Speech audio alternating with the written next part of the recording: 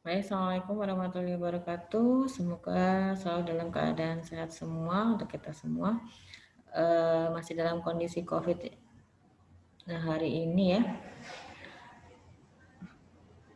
Pada kali ini kita akan diskusi tentang sistem reproduksi pada wanita ya. Fokusnya pada perempuan ya kali ini ya.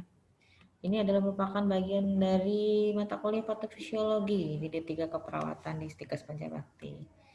Baik, ini ada beberapa fungsi dari sistem reproduksi. Jadi ada berbagai hormon yang berperan dalam sistem reproduksi wanita. Kita tahu yang pertama adalah hormon GnRH, gonadotropin releasing hormone atau disingkat GnRH, LH, luteinizing hormone, follicle stimulating hormone atau FSH, kemudian hormon progesteron dan juga estrogen. Jadi ini adalah berperan di dalam berbagai proses di dalam sistem reproduksi pada wanita. Kita akan mendiskusikan satu-satu tentang fase siklus menstruasi dibagi menjadi 4, yaitu fase menstruasi, proliferasi, sekresi, dan iskemik. Yang berperan adalah 4 hormon tadi, estrogen, progesteron, FSH, dan LH.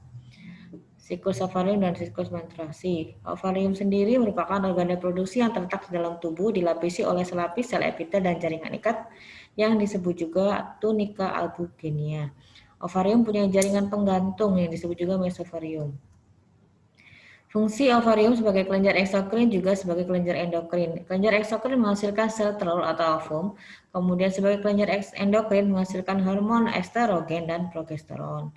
Ini adalah stase ovum dan folikelnya.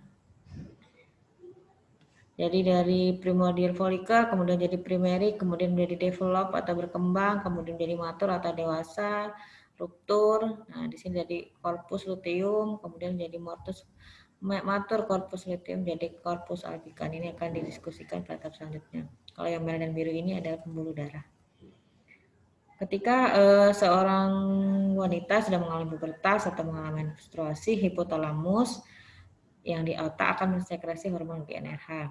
Hormon ini akan merangsang hipofisis anterior untuk menghasilkan FSH dan LH ya. Ini adalah fasenya yang menstruasi adalah di sini ya. Folikel fase atau fase proliferasi di sini ya. Jadi hormon LH dan FSH itu bekerja ketika fase ovulasi. Ovulasi dia akan meningkat tajam. Unitnya akan meningkat tajam. FSH juga akan ikut ya. Kalau selain itu selalu landai ya. Pada fase luteal atau fase sekresi juga akan landai. Untuk hormon itu. Kemudian kalau yang ini adalah hormon progesteron, di sini dia pada fase sekretory dia akan meningkat kemudian turun lagi menjadi pada fase landai. Kita akan diskusi satu-satu. Yang pertama FSH. Oosit awalnya dilapisi oleh folikel primordial. Sel folikel akan mengadakan proliferasi sehingga terbentuk beberapa lapisan. Mulai oosit dilapisi satu lapis sel folikel disebut folikel primer. Kalau yang 2 lapis disebut folikel sekunder, 3 lapis disebut folikel tersier. Dan apabila antara ovum dengan sel folikel terdapat ruang atau rongga disebut antro. Fase ini disebut folikel de Graaff. LH ya. Untuk LH bersama dengan FSH akan merangsang pematangan ovum dan ovulasi. Untuk selanjutnya hormon estrogen atau hormon ovarium dihasilkan oleh sel-sel folikel. Fungsi hormon estrogen sebagai proliferasi dan penebalan pada dinding endometrium dan sel spesifik di dalam tubuh yang bertanggung jawab terhadap pengembangan karakteristik seks sekunder pada wanita seperti pembesaran payudara, pinggul, tumbuh rambut pada alat vital dan ketiak. Estrogen merupakan hormon seks pada wanita. Di bawah pengaruh hormon ini terjadi penebalan dinding endometrium, sehingga disebut juga di sini adalah fase proliferasi. Ini yang tadi